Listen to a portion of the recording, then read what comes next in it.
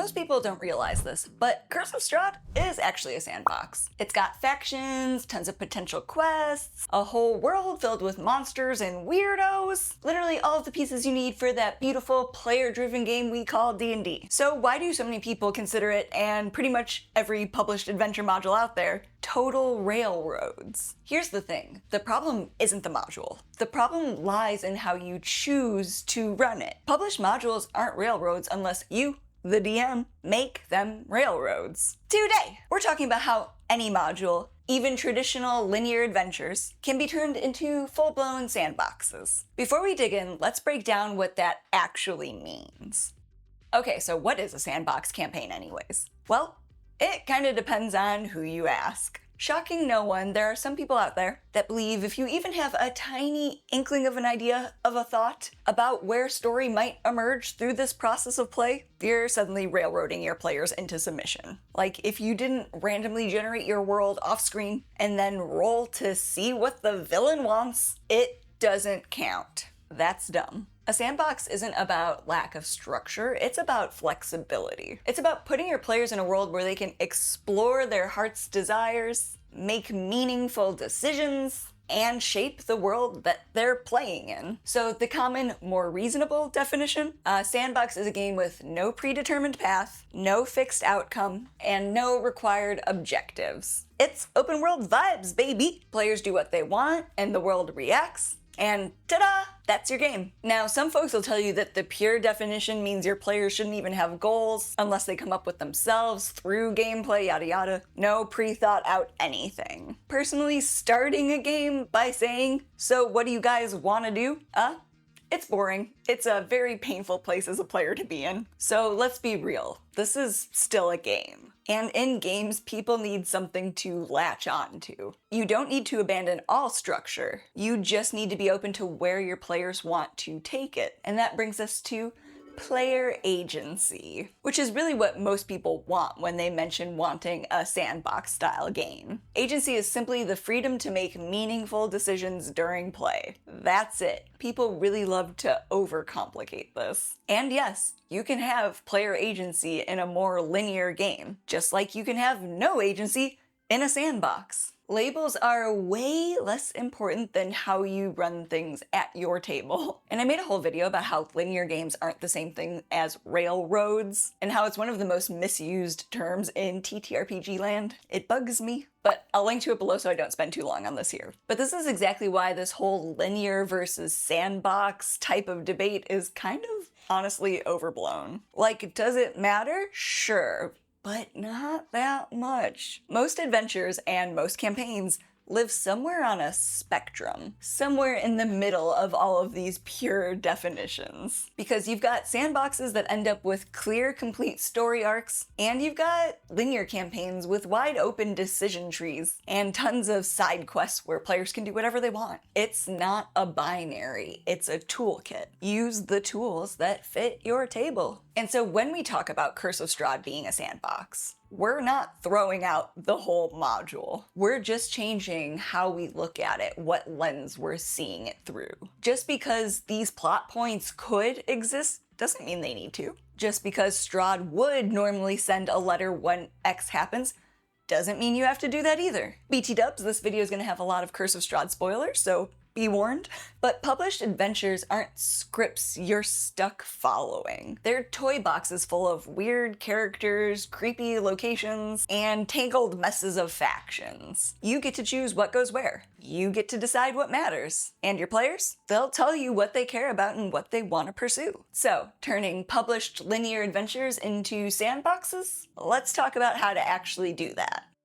Alright, time to talk Curse of Strahd. This adventure has a reputation. It's popular. And that's exactly why I think this is a great adventure module to talk about for these examples. Some people think it's this super structured gothic horror story that you have to run beat for beat or you'll ruin the whole intended experience. In fact, I talked a little bit about doing this with Curse of Strahd in my West Marches campaign video a little while back, because West Marches are essentially a super specialized version of sandboxes. classes, but I think it works so well because it takes this pretty big but contained area where your players can still do tons of different things, and it just lends itself really, really well to being destructured like this. But other published modules that work really well for this are Out of the Abyss and Rime of the Frost Maiden. I just haven't been a player in those ones 3 times, so I don't know them like the back of my hand. But an important thing to understand is that sandbox style prepping doesn't have to be a huge undertaking. You don't need giant spreadsheets and a 40-page lore bible. In fact, I use the exact same prep method that I use for all of my campaigns. I already outlined everything, so I'll link to that below as well. There's so many links today apparently. But in one of those videos, I talk a little bit about the 1-page campaign prep method, but for sandboxes, I give them a little twist. I skip any story goals. Instead of help Irina escape Strahd's grasp, I'll write something like the mists are closing in. Barovia is full of monsters in danger. This is like super abbreviated. That's not the only thing I write, but that's it.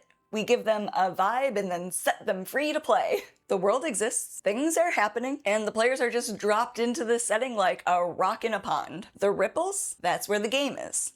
So if you want to turn these adventures that have these structured, expected paths into a more free-form, avant-garde style of play, you're going to want to deconstruct them so you know what toys are available to your players. So with Curse of Strahd, we have a big map full of cool places to explore. Check. Tons of factions and NPCs who want very different things. Check. World-changing quests out the wazoo.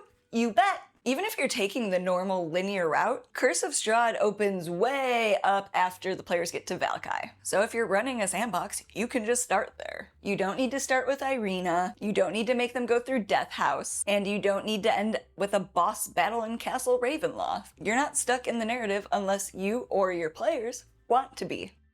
Just like our West Marches style games, one of the easiest ways to turn a published linear adventure into something more flexible and player-led is to break out our locations and our different factions. A nice map always helps, and there's a ton of great options out there for this. But in addition to getting a nice map, one of the things I'll do is often make a list of the locations, and then once I have my factions fleshed out, I'll list out what sort of faction activities might be happening in whatever town, village, church, forest, whatever. That way I can get things percolating about how players might encounter certain hooks out in the wild. But one of the things I really love about sandbox style play is the mingling of different factions and thinking about how all of these different groups will affect each other. Because these are the gears that are turning in the background. This is the clockwork of your sandbox. So start with a few factions and then build out from there. And here's a quick choice sampling of some of my favorite factions and some of their goals in sunny Barovia. So we have the obvious one, Strahd. He wants Titania's reincarnation, to free him and Barovia of the Dark Power's curse, and to restore his empire, conquer some more lands, and find a successor. There's Irina and Ismark. They want safety, and whether your players care about that at all is entirely up to them. There's Strahd's entourage, Rahadin and Strahd's consorts, and I really think this is the group that has the most potential for really fleshing out and doing something extra fun with them. There's a lot to explore here. There's the Night Hags. They want to expand their dream pastry empire, and within this group, they might be fighting over who gets to be the coven's leader. There's the Werewolves, and there's a whole alpha power struggle that the players can accidentally tip in one direction without even knowing. Or if you want to follow things more closely to the book, maybe they'll become Team Emil and plan a whole rescue operation just to get him back in power. Who knows? We have the Strahd Resistance, and these are factions within their own rights with their own wants and needs. But we have the Were-Ravens, we have Van Richten, we have Esmeralda, we have Casimir, we have some spicy citizens of Valkai. And then we have tons of fun extras like the Abbot, the Mad Mage, the Lich, the Mongrel Folk, wild cards, all of them. Use them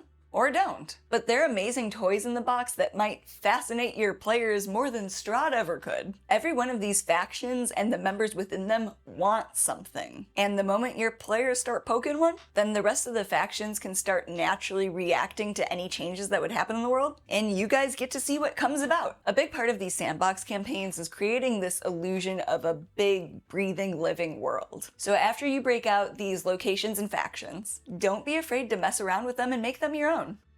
You can always add more. Like, are your players weirdly obsessed with Old Bone Grinder? Cool. Amp it up. Expand the hag's influence. Tie them into other plot lines. Give them henchmen. Really make them the terrifying pastry barons with a cult-like reach that they are. Like, low-key, I really wish that some of my DMs did this. This was always one of my favorite story arcs to follow. But you don't need to have it all figured out ahead of time. You just need to be able to fake it convincingly while they go traipsing about. And if you want to get fancy, go check out my kitbashing video. I talk a lot about how to mix in other materials and influences in it. But a natural fit for this one is obviously Van Richten's Guide to Ravenloft. You could even expand into other domains of dread over time if you wanted. Or maybe you're interested in adding a few different factions inspired by Vampire the Masquerade clans. Or maybe even other cool locations and NPCs from other settings like Accursed for Savage Worlds. You can let them play in Barovia for as long as you want, branching in as many directions as you want. All you need to do is be willing to get creative.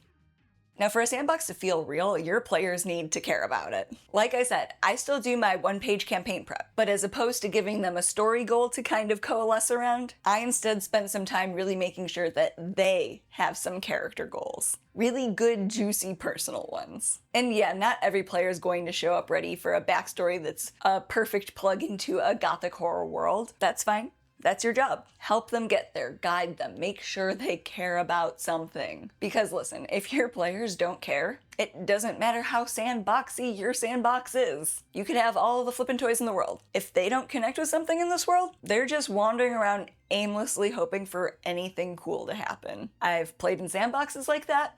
It's not fun. It's just tiring. So ask questions, find their goals, link them to your toy box. If a player was orphaned by a hag, guess what? One of those night hags making pastries, she had a kid. Connect the dots. Screw the module. Go have fun with it. And as always, I always recommend the Game Master's Guide to Proactive Role-Playing. It's really great for making this a more concrete process. I really will do like a book review video someday on it, but some players naturally know how to do this, and others need more help, and that's okay. The important thing to remember is at the end of the day, you're not stuck with the story in the adventure book. You can reskin monsters, you can reorder events, cut whatever things you think are boring, add in a ton of your own weirdness, and completely ignore the main quest. That's the beauty of DMing. You're the one presenting the simulation to your players. You get to decide what goes in the toy box. So yeah, Curse of Strahd can absolutely be a sandbox, because